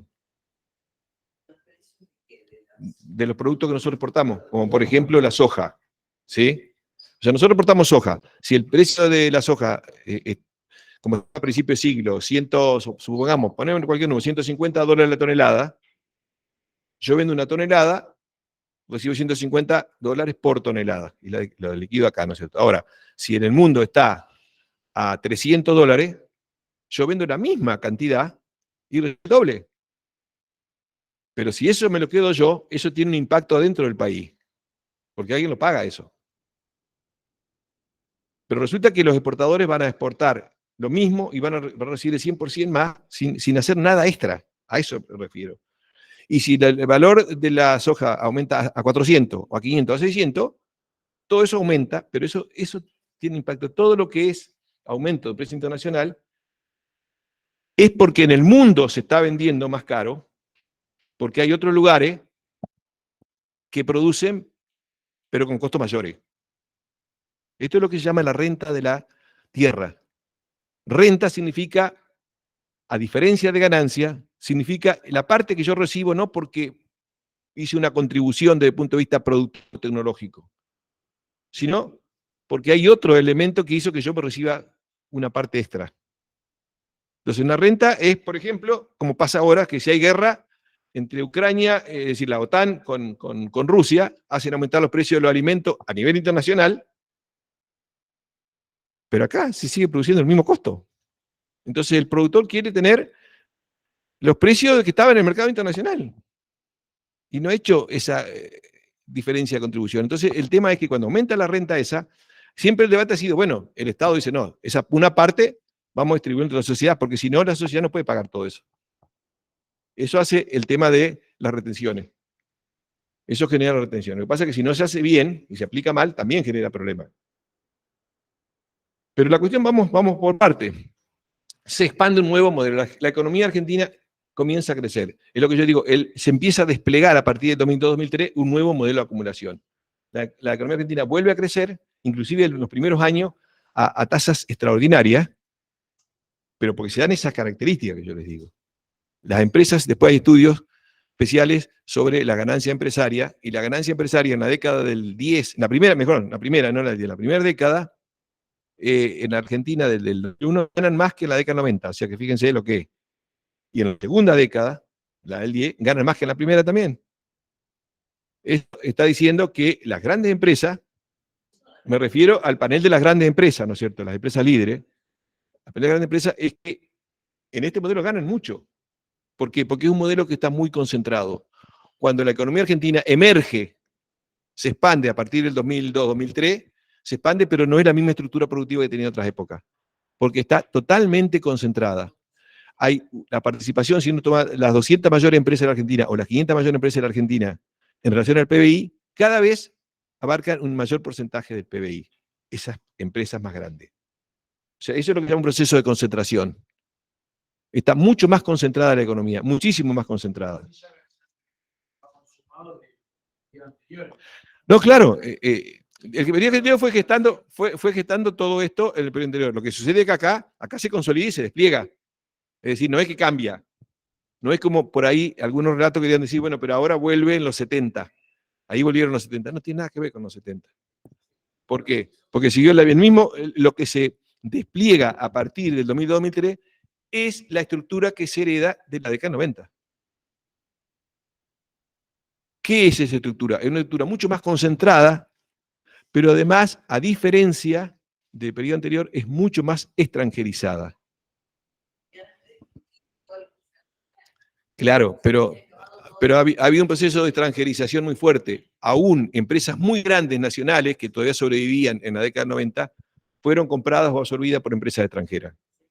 La extranjerización muy fuerte de la economía es otra de las características de este modelo. Es decir, el peso que tienen y otra de las características es que sigue siendo clave el poder de los acreedores externos, de los usureros, los grandes usureros internacionales. ¿Por qué? Porque cada gobierno que ha ido convalidando las estafas de los gobiernos anteriores, desde la dictadura en adelante, a pesar de que hubo investigaciones que demostraron que la deuda, el origen de la deuda externa durante la dictadura, que fue donde se originó realmente, pasó de 7.400 millones de dólares en el 76 a 44.000 millones en el 83, todo eso que aumentó, después se demostró que es fraude, ¿sí? Una deuda fraudulenta, y que por lo tanto tendría que haberse repudiado. Y los gobiernos que siguieron fueron convalidándola, aceptándola, y además fueron endeudando de manera fraudulenta a los gobiernos, como yo les mostré a ustedes, era para que los especuladores se lleven la plata. ¿Cómo hace un especulador para llevarse la plata? Ah, pero llevarse la plata es comprar el dólar barato, encima la querían entera. ¿Y cómo le vende el dólar barato? El Banco Central lo vende barato, claro, pero después lo tienen que comprar caro. ¿Y dónde lo saca? Y se endeuda, ¿y quién lo paga después? No de lo que se llevaron y lo que se llevan, no, lo paga el pueblo. Es decir, esa lógica tan simple, pero que se pinta de una manera de decir, no, pero una deuda se paga, las obligaciones se cumplen. Pero que la paguen los que se le hicieron. Las estafas no, ¿no es cierto? Entonces, todo esto configura un nuevo modelo de acumulación que tiene como característica ¿qué cosa? Yo digo, como para sintetizar con un nombre medio prolongado y después lo explico por qué. Es un modelo neocolonial, bien claro, porque si bien es cierto que nosotros, en teoría, tenemos el estatus de un país independiente y soberano, esto es una forma de dependencia colonial, o por lo menos, digo neocolonial, porque las decisiones que se toman de acá más en la Argentina, está claro que esas decisiones no las tomamos los argentinos. Eso lo toman las grandes corporaciones y el capital financiero internacional. A punto tal que hoy ya ni siquiera eso se disimula. Porque hoy la política, las grandes decisiones políticas, que tienen que ver, por ejemplo, con lo que se resuelve en el presupuesto y qué vamos a gastar y en qué vamos a recaudar, las toma nada más y nada menos, formalmente, el Fondo Monetario Internacional. O sea, se le ha cedido las decisiones estratégicas al Fondo Monetario Internacional. El Fondo Monetario Internacional dispone qué gasto va a haber, en qué se gasta y qué se achica. Es decir, entonces no somos los argentinos. Los que vivimos en otra época en la Argentina sabíamos que en las políticas, hasta los partidos políticos discutían otra cosa. Porque yo alcancé a vivir, vos eras chiquitito, pero yo sí me acuerdo, que era la época que en las elecciones y en las internas se discutían plataformas, política de gobierno, nos peleábamos por las plataformas, porque esta política, esta medida, había por lo menos intento de tomar ideas de un proyecto nacional de política independiente. ¿Ustedes creen que hoy se discute eso en la interna, en los partidos políticos? Eso no existe. La tribuna sí. No, pero ni siquiera por la tribuna lo que le pone el candidato que se sonríe más, la que muestra un poquito más el escote, pero no discuten política, discuten imagen, discuten promesas vacías, falsas. Pero eso, ¿por qué? Porque eso no se discute. Porque ahora vamos a ver que hay cuestiones que yo llamo de políticas de Estado, es decir, que no se modifican gobierne quien gobierne, y que esas políticas de Estado tienen que ver con las decisiones y los intereses estratégicos de las corporaciones y del capital financiero. Nosotros tenemos deuda fraudulenta de la época de la dictadura, de la época de los 90 y del gobierno anterior. Deuda fraudulenta, es decir, deuda que no corresponde, porque es ilegal. ¿Cómo? A ver, nosotros aumentamos la deuda casi 40.000 millones, un poquito menos, durante la dictadura. Es una deuda fraudulenta.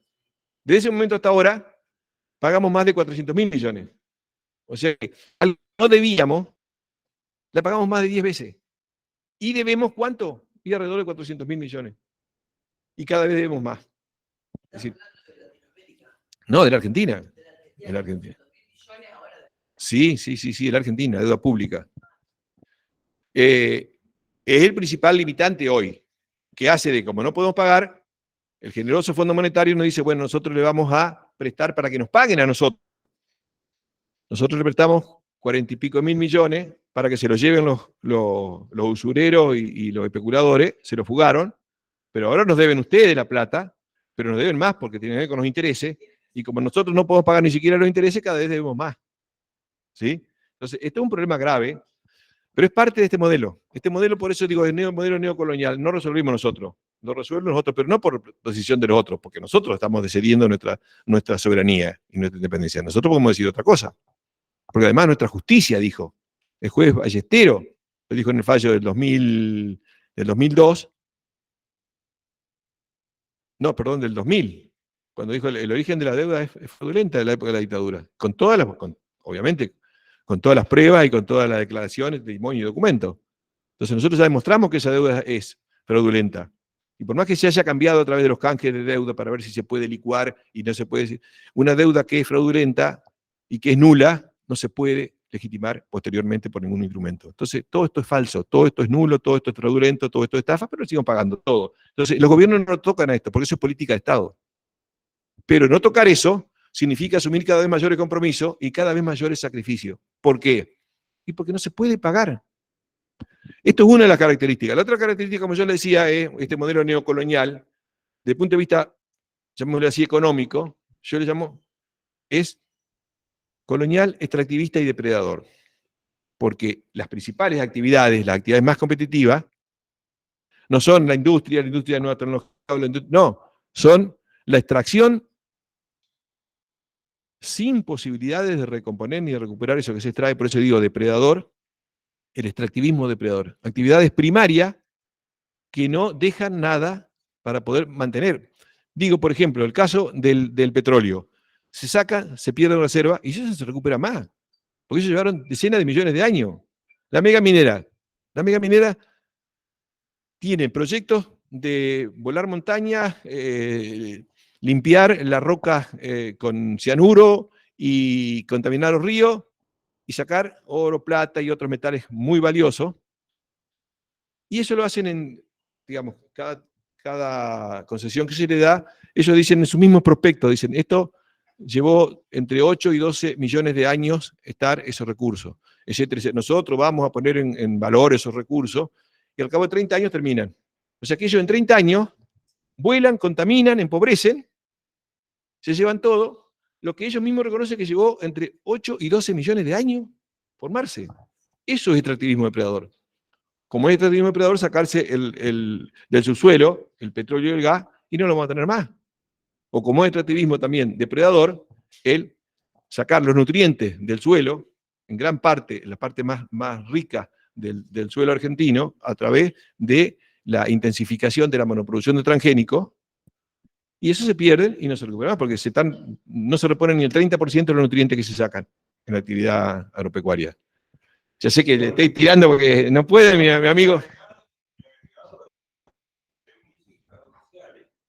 La cantidad de explotaciones agropecuarias en el país ha disminuido mucho, no un poquito, ha disminuido mucho la cantidad de explotación. O sea, hay un proceso de concentración que, como puedo decir, tiene nada que ver con el libro que va a pasar en el estudio. Claro, es decir, es extractivismo depredador por un lado. Extractivismo depredador en el sentido de que hay algo que se saca, lo que pasa es que la forma de contabilizar eso es, se contabiliza lo que me da resultado y lo pongo en mis cuentas fiscales y que contabilidad y el balance, pero no ponemos los costos, porque los costos se los pasamos a la comunidad. Los costos yo no los asumo. Entonces, si nosotros pusiéramos los costos de la explotación de la monoproducción de transgénico con uso masivo de agrotóxico, le pusiéramos todos los costos que genera en términos de pérdida de recursos productivos, no se recupera, se destruye el suelo. Y eso puede llevar cientos de años para recuperarse. Cientos de años para recuperarse. Pero además estamos contaminando los acuíferos y contaminando la tierra. En Entre Ríos hay zonas que son de las más contaminadas del mundo con glifosato. Contaminamos los acuíferos. No están contaminados solo un tajamar o un arroyito. Está contaminado nada más y nada menos que el río Paraná. Contaminamos el aire, contaminamos agua de lluvia y contaminamos la gente y envenenamos a la gente. ¿Sí? Entonces, si todo, y las muertes infantiles y los cánceres, entonces, si nosotros tuviéramos que poner todos esos costos, ¿sí?, en los balances de los productores o de la producción global, seguramente eso no sería rentable. Entonces, ¿qué es lo que le estoy diciendo?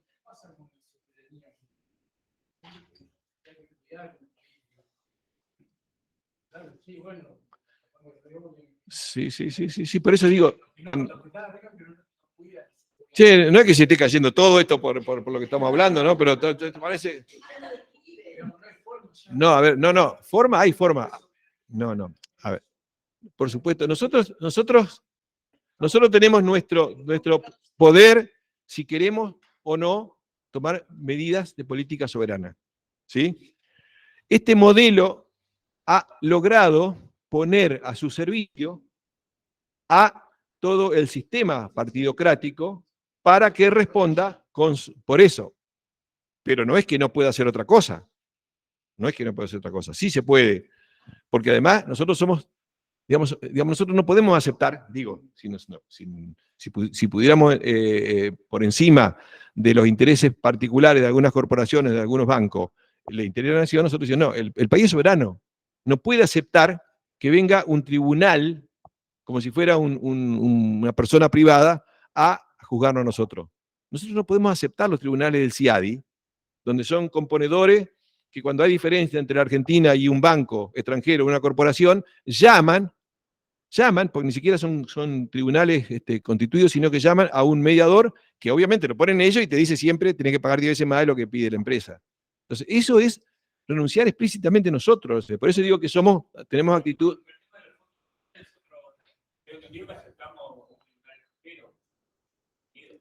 Por eso, pero lo aceptamos nosotros.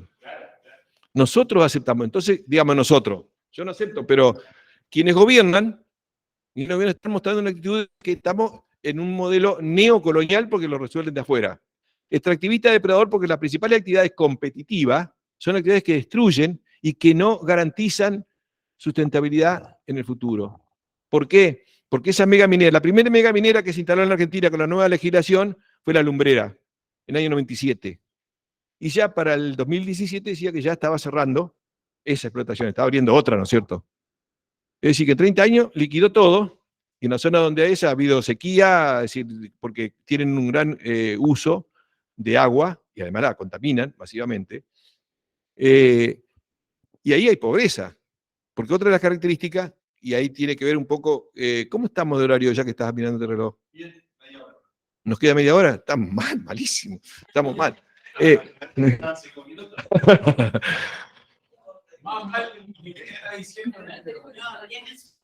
Bueno, cierro la característica porque nosotros tenemos un nuevo modelo que tiene una determinada estructura productiva económica, una determinada estructura social y una determinada dinámica de funcionamiento. La estructura productiva tiene como base estos sectores competitivos, entre comillas, pero que son competitivos y podemos exportar porque estamos destruyendo nuestro suelo y estamos contaminando todo. Por eso somos competitivos. Porque hay actividades que, por ejemplo, la mega minería en Europa no se puede hacer.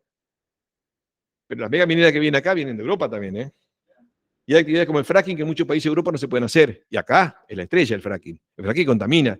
Si la explotación petrolera en general, la convencional, es contaminante, el fracking es 100 veces más contaminante. 100 veces más contaminante. Contamina todos los acuíferos, vuela en la roca, mete agua contaminada, con 100 químicos, no, 600, y eso después no saben dónde meterlo, después tienen que inyectarla afuera, genera movimientos. No, es tremendo lo que hacen. Es tremendo. ¿Cómo? Sí. Todas las actividades intensivas, ni hablemos de que para ampliar la escala, ya sea para producir más petróleo, gas, fracking, o para producir más soja, se desmonta, se arruinan, se destruyen bosques y además se expulsan poblaciones que vivían desde hace cientos de años en esa zona. Sí. Todo este proceso destructivo en gran medida es posible porque el funcionamiento de la sociedad ha logrado la no participación de la ciudadanía. Y hay un autor que hace una observación que me parece interesante, y es que dice que el esfuerzo de la sociedad, conformarnos como individuos consumidores y no como seres sociales. Sí, yo creo que cuando nosotros hablamos del orden social capitalista, cuando hablamos, decimos que tiene una base económica, que es la que tiene esa lógica, ¿no?, de la competencia, la máxima ganancia, el máximo crecimiento como prioridad, por lo tanto nada es más importante que eso, todo se subordina, pero a su vez genera concentración y poderes económicos tan fuertes que hace de que los poderes políticos se subordinen a esos actores económicos. Entonces la política, cuando tiene que resolver, por ejemplo, si contaminamos las escuelas rurales a los alumnos y a la maestra con agrotóxico, no hay problema. Por más que vaya a la justicia diga, no, sí, lo protegemos, pero enseguida está el gobernador a decir, no, decreto y aprobamos, y si no, modificamos la legislatura para que garantice de que puedan fumigar hasta los chicos en las escuelas. Es decir, cuando el poder político responde al poder económico, obviamente se producen estas aberraciones, ¿no es cierto? De que no tenemos protección frente a esa agresión tan... sí.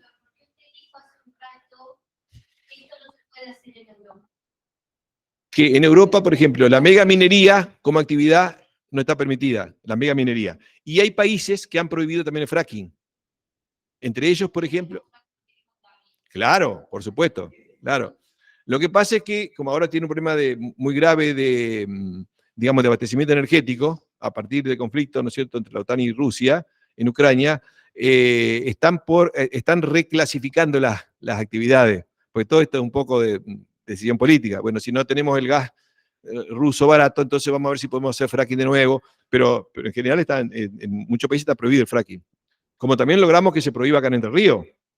Nosotros generamos un movimiento que se llamaba Entre Ríos Libre Fracking, y durante mucho tiempo estuvimos trabajando en la provincia con otros grupos, logramos muchas ordenanzas, 40 ordenanzas municipales para que prohibieran el fracking, y finalmente logramos la ley provincial que prohíbe el fracking.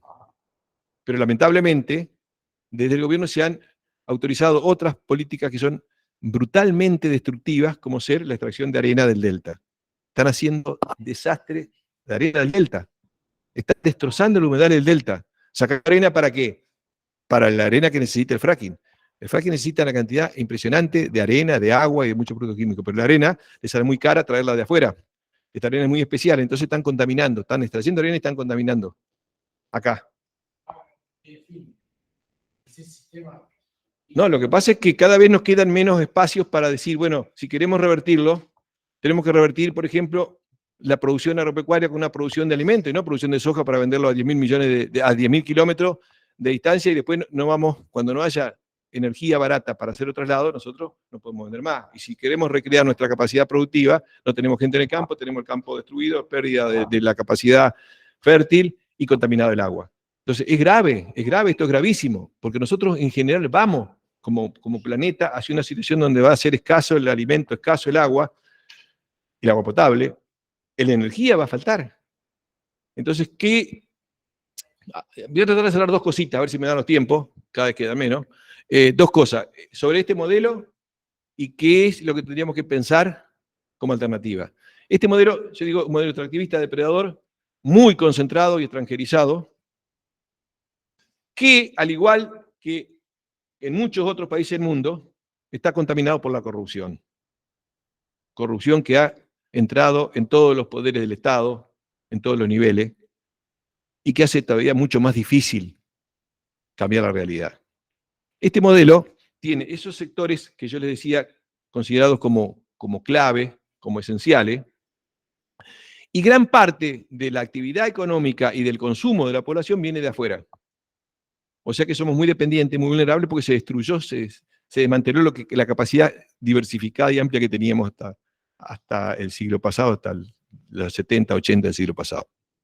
Pero además, el problema es que esas actividades están muy concentradas en un número muy reducido de grandes corporaciones, y aún las corporaciones de capital nacional tienen el mismo comportamiento de la extranjera. ¿Qué es lo que buscan? Sacar lo máximo posible de riqueza, ya sea en términos físicos o en términos monetario para llevárselo. Y además, esas actividades generan muy poco empleo productivo. Alrededor del 5 o 6% de la población económicamente activa puede estar en esas actividades extractivistas. ¿Qué quiere decir? Que son un puñado de grandes corporaciones que llegan con la ganancia, que no generan empleo productivo.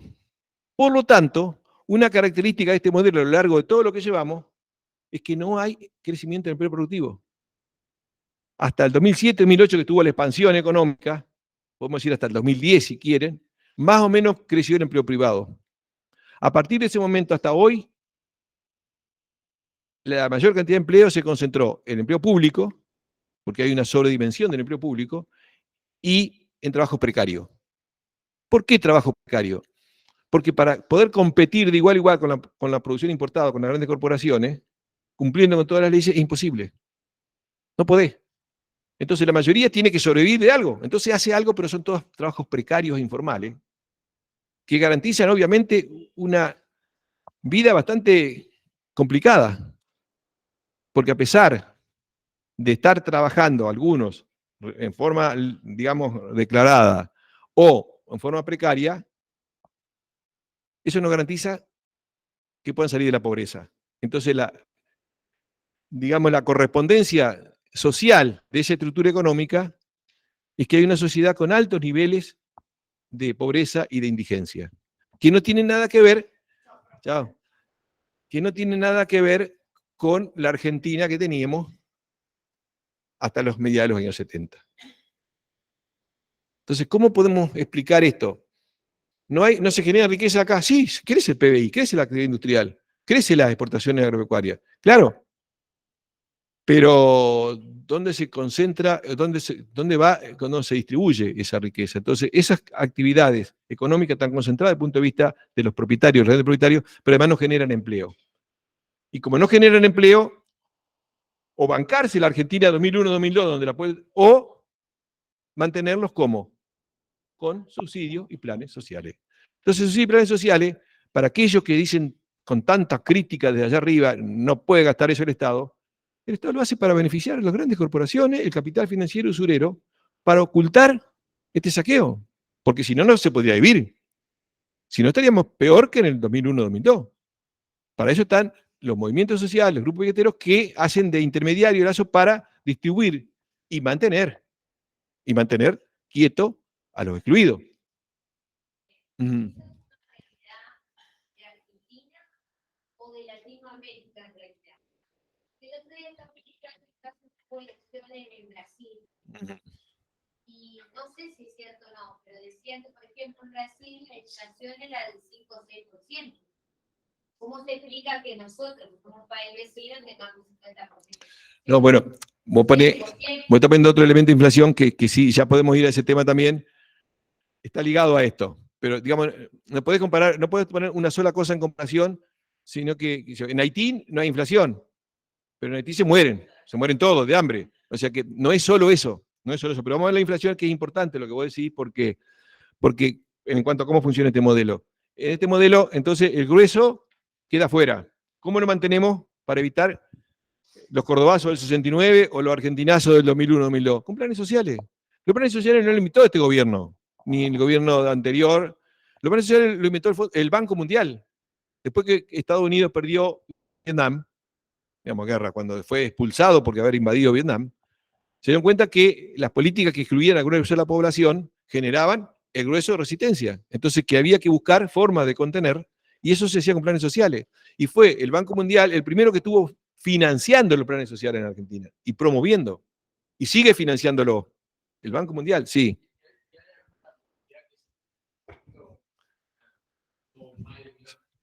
Esos planes ni siquiera pueden ser posibles, ¿no?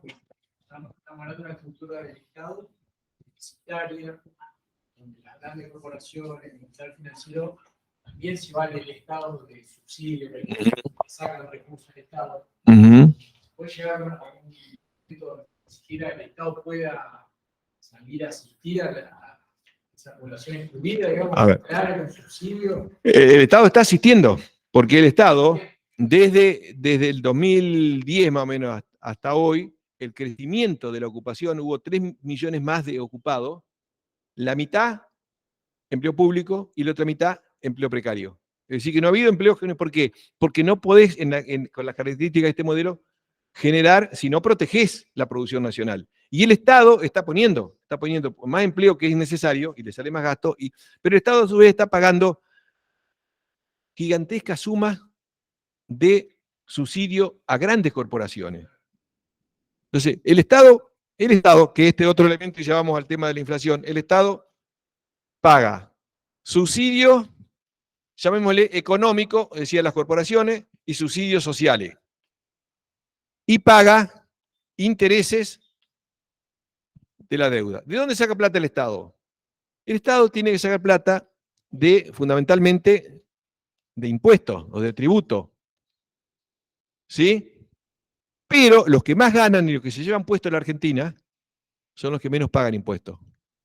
No solamente, porque por los tributos tienen los impuestos indirectos y los impuestos directos. Los impuestos indirectos son los impuestos que pagamos todos, los consumidores sin saber. Más o menos entre un 40% de lo que pagamos son impuestos indirectos. Y no sabemos, pero pagamos. Quiere decir que el impuesto indirecto lo paga más el que menos tiene y que menos gana. ¿Sí? Por lo tanto, los sectores más acomodados, las grandes corporaciones, el capital usurero, de eso, ¿sabe cuánto paga? 0. Porque lo que se gana se lo lleva, no lo gasta acá.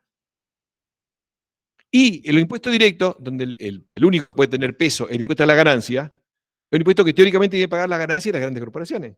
Bueno, las grandes corporaciones son las que menos pagan impuesto a la ganancia. Y algunos no pagan nada. Y el capital, ¿cómo? No, yo digo grandes corporaciones. Estoy diciendo capital financiero y grandes corporaciones. No pagan impuesto indirecto y el impuesto a la ganancia pagan muy poco o nada. Por exención, por elusión o por evasión. Cualquier otro elemento casi no pagan impuestos. Por lo tanto, el Estado se ve desfinanciado y tiene que cobrarle ¿a quiénes? A la pyme, al trabajador autónomo, al trabajador en relación de dependencia, a los jubilados, y no solamente a través de los impuestos indirectos, sino que le cobra hasta impuestos a la ganancia. Entonces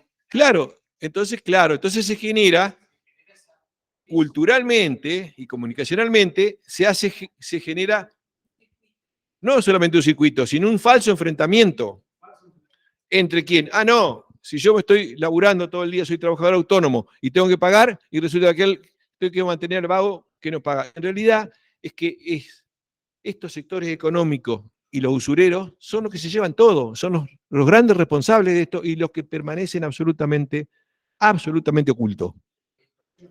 Porque ustedes saben cuáles son qué. Porque están exentos. El capital financiero en la parte exento, hay muchos que están exentos, las inversiones en muchos sectores. No, por eso, exención. Elusión, que es que aprovechan una serie de resquicios que deja la legislación para no pagar. Por ejemplo, yo tengo una flota de maquinaria y de auto y no las compro como propiedad, activo, sino que la hago en el sistema de leasing, que es como un alquiler. Entonces, ¿eso qué me permite? Pagar menos impuesto a los bienes, a los activos, pero pagar menos impuesto a la ganancia, porque yo estoy pagando alquiler. Eso es como eludir, pero eludir por los mecanismos que te permite la ley, ¿no es cierto? En ese caso, achica el impuesto a la ganancia porque deducen porque tengo un mayor gasto, que en realidad si era fuera de propiedad de ellos no sería gasto. Y lo evasión ni hablar, evasión es brutal, por eso gran parte del dinero va a los paraísos fiscales. ¿Sí? Eso es parte también del mecanismo de saqueo de riqueza y de achicar la ganancia. La casa matriz dice, bueno, en lugar de decir yo invierto en Argentina, ¿sí? Es una inversión extranjera en un activo, dice yo le presto a mi sucursal. Entonces mi sucursal me paga intereses. Entonces justamente la que está en Argentina achica ganancia porque tuvo que pagar intereses en su casa matriz. Pero además, el Estado tiene que entregarle dólares a 150 pesos para que esa empresa, la sucursal, le pague a su casa matriz. A 150 pesos. Y cualquiera de ustedes, si quiere comprar dólares, por tener ahorro o lo que sea, pagar el doble. Es decir, esto está hecho para que los chicos revienten y para que los grandes se la lleven toda de arriba. Pero para que genere enfrentamiento entre los chicos. Es decir, no, los jubilados están siendo saqueados, violado la ley, los derechos, la Constitución y todo, aportan durante 35, 40 años y no le pagan lo que le corresponde. Entonces, pero sí le ajustan a la mínima. Entonces dice, no, lo que pasa es que esto es justicia social. Le ajustamos a la mínima porque son los que están peores. No, pero le está sacando a los otros. Y no corresponde, porque los otros se ganaron por derecho. Pero así enfrentar, cuando en realidad lo que se llevan todos son las corporaciones de capital financiero. Pero además se llevan todo, no generan empleo, no pagan impuestos, y acá termino lo más grave, otra forma de llevárselo, no nos va a quedar el tiempo para hablar de inflación, pero la inflación es un mecanismo, una herramienta que tiene este modelo y que tienen las grandes corporaciones para vencer la resistencia de aquellos que quieren recuperar su poder adquisitivo. Entonces, cuando hay pelea para recuperar el poder adquisitivo, si no, a mí, aumentame, y bueno, aumentamos los precios. ¿Y quién aumenta los precios? Las empresas líderes, que son las que captan la mayor parte del excedente, las empresas formadoras de precios. La inflación es un mecanismo que se usa para captar y concentrar el ingreso en un puñado de empresas que controlan los mercados. Ese es el mecanismo que tiene inflación. En otros no necesitan porque hay un poder tan grande de las empresas que no necesitan la inflación. Acá hay resistencia, felizmente, entonces apelan a inflación y va a haber resistencia para querer recuperar y van a seguir con ese. Entonces, si el Estado, ¿qué hace? El Estado puede controlarla, combatirla, convalidarla. En la Argentina el Estado es socio de las corporaciones y es socio porque no solamente convalida la inflación, sino que participa de las ganancias. ¿Por qué? Porque cada vez que hay inflación, los impuestos indirectos aumentan en la misma relación. Aumenta la recaudación, porque aumenta el precio de los bienes y se recaudan en función de lo que se vende. De manera que por más anuncio que ha hecho el Estado a lo largo de todo este siglo, de todos los gobiernos que vinieron, de que querían combatir la inflación, es mentira. ¿Por qué? Porque no ha hecho ninguna política, porque son parte, se distribuyen, ganan las grandes empresas formadas de precios, pero también gana el Estado.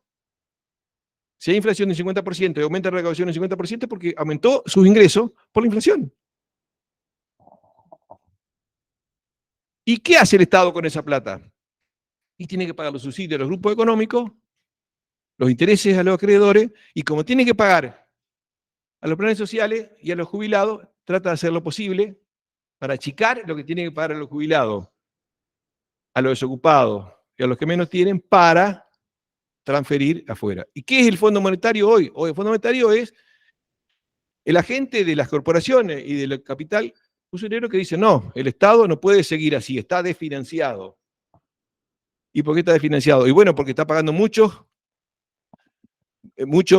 planes sociales o porque está gastando mucho en el sistema jubilatorio, lo cual es absolutamente falso. El Estado hoy está pagando nada más que en LELIQ, el Banco Central.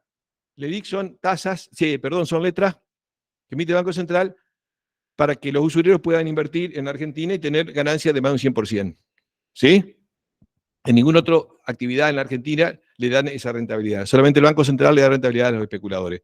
¿Cuánto le pagan? 107, 110% anual. ¿Saben cuánto hay de LELIQ? Eso está aumentando casi el doble cada año, porque no le paga, sino que le entrega LELIQ. Estamos casi en 9 billones de pesos de LELIQ. 9 billones de pesos, que si da una tasa del 100%, en un año aumentan a 18 billones de pesos. Mientras tanto le sacan 100.000 o 200.000 millones a los jubilados, achicándole los sueldos, achicándole los haberes. ¿Para qué? Para esa voracidad sin límite de los grandes especuladores. Entonces, eso es una. Después está lo que le pagan los acreedores externos por algo que no recibimos y que tenemos que pagar igual.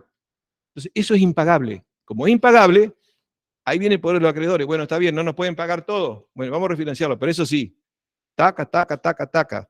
Me bajan el 15% en la salud, me bajan el 15% en la educación, me bajan esto, me achican los planes sociales, como están achicando. Esto es un plan con una sociedad que no tiene futuro si nosotros aceptamos esto. Y lamentablemente lo estamos medianamente aceptando, porque no nos damos cuenta hacia dónde vamos. Primero porque es necesario hacer otra cosa, porque en el marco de esa crisis civilizatoria tenemos que pensar otras formas de producir, otras formas de consumir, otras formas de relacionarnos, de distribuir y de convivir. Y eso es indispensable y es urgente. Ya lo están pensando, ya lo están haciendo en muchos lugares del mundo. ¿Qué hacer? Bueno, ¿cómo nos preparamos para los futuros colapsos? ¿Cómo preparamos para hacer cada vez más difícil la situación y no tengamos energía? Y esto es un caos. Entonces, bueno, yo creo que les comenté en algún momento cómo vamos recreando comunidad y cómo entre todos vamos buscando la salida. Porque solo individualmente podemos hacer algo, pero no alcanzar. Es decir, ¿cómo podemos ser más autónomos? Porque llega un momento que no vamos a tener energía. Y si no tenemos energía no podemos acceder a ser abastecidos del exterior. Del exterior significa de algunos decenas de kilómetros a cientos, miles de kilómetros. No vamos a poder colocar toda la producción que tenemos de soja a China o Europa y no vamos a poder comprar nada afuera. Ajá, y cuando no tengamos eso, ¿qué vamos a hacer? Así vamos a apretar un botón y va a salir la cosa. No, tenemos que recrear las condiciones. Y recrear las condiciones significa empezar a trabajar desde ahora. ¿Cómo? Logrando más autonomía en los niveles locales. Comunidades más autónomas desde el punto de vista de la producción de alimentos, de la fruta, de ver qué formas de generación de energía se pueden hacer para no depender de petróleo, porque cuando no haya petróleo va a ser esto caótico, va a ser una situación. Entonces, esto es lo que tenemos que estar discutiendo todo, porque va a haber escasez de agua potable, porque va a faltar alimento. Entonces, ¿cómo podemos hacer? ¿Podemos hacer alimentos? ¿Tenemos capacidad? Todavía tenemos capacidades. Todavía tenemos un país y una provincia con excelentes condiciones. Tenemos todavía gente. Lo que pasa es que si no la tenemos a los productores, el saber hacer en el campo no lo hace cualquiera. Si nosotros no tenemos también las condiciones materiales en cuanto a la capacidad, la calidad del suelo, no vamos a poder hacerlo. Entonces tenemos que empezar a recrear. Por eso es tan importante todas las experiencias que están haciendo de la producción agroecológica, de la producción de cercanía, de la diversidad productiva a escala local, y fundamentalmente cómo recreamos sociedad, comunidad, cómo logramos entre todos recomponer los vínculos que ha destruido todo este modelo, todo este sistema y todo el neoliberalismo. Porque si no lo hacemos, no tenemos futuro. Y el tema es que si creemos que vamos a quedar arriba, yo digo, esto es así más o menos, ¿no? Entonces, antes había un pedacito de población que quedaba afuera. Cada vez es más, cada vez más. ¿Y qué pasa? Si alguno cree que está acá y va a quedar por encima de la línea de flotación, está equivocado, porque los planes, tanto a nivel mundial como a nivel nacional, no son que nos salvemos la mayoría, sino que cada vez va a haber menos lugar para muy poco. Entonces, la salida no está en esperar de brazos cruzados que venga algún salvador a que nos resuelva el problema. Ya vimos la democracia que hace 40 años casi que estamos en democracia. Y hemos regresado a niveles realmente que no tuvimos nunca siquiera. Entonces no podemos esperar ni Salvador, ni podemos quedarnos de brazos cruzados, porque si no estamos renunciando. ¿Y vamos a renunciar por qué? Además, ¿quién nos va a regalar algo si nosotros no hacemos nada? Si nosotros queremos hacer algo diferente, si nosotros, mejor dicho, quisiéramos tener un futuro mejor. ¿Por qué lo vamos a tener si no hacemos algo por eso? Si no hacemos nada, ya sabemos que nadie lo va a hacer por nosotros. Entonces, eso es un poco lo que tenemos que tratar de difundir, de informar, de sensibilizar, de lograr buscar los espacios para ir reconstruyendo. Es posible hacerlo a niveles locales, es posible empezar a mirar de otra manera, para lo cual lo que tenemos que hacer es primero mirar nosotros mismos, cambiar los anteojos con los cuales miramos el mundo, porque si queremos cambiar el mundo, no podemos seguir pensando en la misma. Es decir, este sistema es muy absorbente y muy perverso, porque nos tiene a todos ubicados en un lugarcito. Si sería ese lugarcito, queda afuera, ¿qué hace? Y no hay otra, salvo que renunciemos al futuro. Pero si no, no tenemos futuro en este modelo. ¿Podemos hacer otra cosa? Sí. ¿Es difícil? Por supuesto. ¿Es utópico? Y yo siempre digo, mucho más utópico es creer que vamos a estar bien o que nos van a solucionar los problemas siguiendo con este modelo y con esta dinámica. Eso sí es utópico, pues eso sí es imposible. Entonces, que nos digan que somos utópicos, lo queremos cambiar, mucho más utópico es creer que sin cambiar vamos a resolver el problema.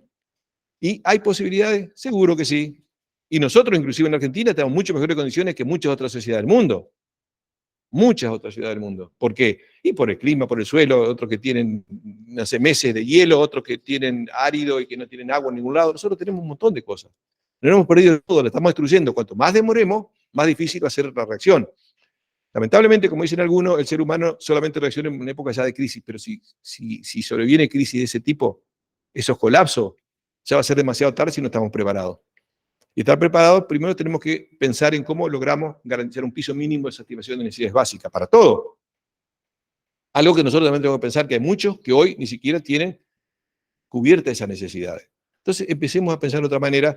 Eso es un poco el objetivo del curso, presentar un panorama con la idea de que por ahí podamos sentirnos sensibilizados para empezar a transmitir esto, a recorrer otro camino. Y siempre queda un poco la preocupación en el sentido de poder seguir adelante en algún vínculo, en alguna forma de estar comunicados para ver de qué manera, quizás a través de alguna red de comunicación o lo que sea, podamos ir pensando, buscando lugares para transmitir esto y para crear espacios y acciones que ayuden a hacer las cosas de otra manera. Y el Estado necesita pagar un montón de escuelas. Pero lo que no escuché todos los días, hablar de trabajo. ¿De? Trabajo. Todo eso se paga con trabajo. Es que, obvio, está bien lo que vos decís. Crear trabajo es malas palabras. Está bien. Cuando encontrés un problema con un sindicato y no puedes trabajar. ¿Qué te dice el sindicato? Dame la llave de la fábrica. Recibe la prepotencia total. A ver. Y hay juicios laborales que son juicios laborales que no se puede soportar. Entonces, vos para tomar una persona, decir, no.